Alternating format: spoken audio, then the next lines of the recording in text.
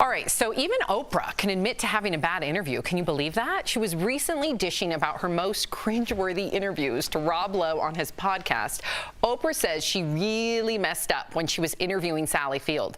Oprah said she asked an indelicate question about Burt Reynolds, who Sally dated for 5 years back in the 70s and 80s. Have a listen. I asked her, does Burt sleep with his toupee on? I cringe to even think that I asked that question. But I asked it because the producers are like, you have to ask, you have to ask, you have to ask. That's what everybody wants to know. And so I asked it, and she went cold on me. She shut down, and I could not get in again. So this is an interesting conversation for us, considering that we've all been there. I mean, Oprah's the queen, and even she has had, okay, Erica, go.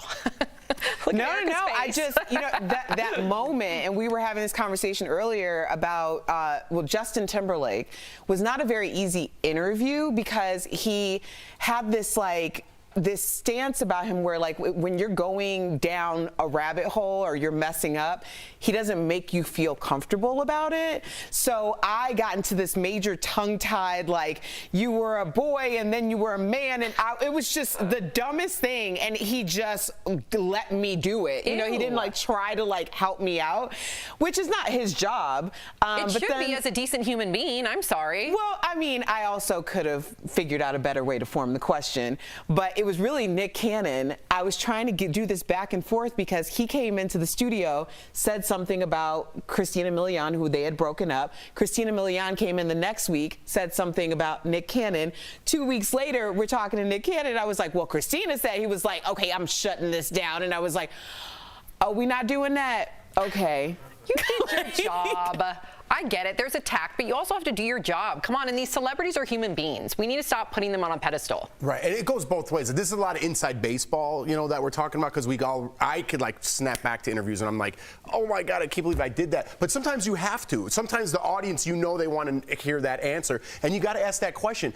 That's how you really know what type of person that you're interviewing. Because if they're like a cool person, they'll roll with it. Listen, I know this is tough. I don't want to answer that today, or whatever their answer might be. Sometimes I pronounce their name wrong in some interviews, and they're like, oh no, you could pronounce it like this. Then I'm like, oh, this guy's cool. And some people are like, who's this clown? You know what I mean? Yeah. And it throws you. It's a sign of their character in my book. It truly is. You have to have had a story or two. Not saying that you have cringy moments. I'm trying to think. No, I have so many moments because I feel like I've interviewed everybody under the sun. The only one that recently comes up, to your point about being a good person, is when we asked Candace Cameron Bure about Lori Loughlin. She had yet not talked about Lori at all in the news, at all. So we knew that that was a closed door, but we also know that she would handle it very professionally and delicately, and she did. She smiled her way through it. You could tell it made her uncomfortable, but she said all the right things, and we did our job at the same time.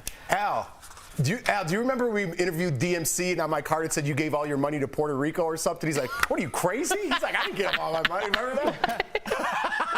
I absolutely remember that. I was thinking about cringeworthy interviews as we're talking, and just like, say on season 1 we interviewed the Australian firefighters.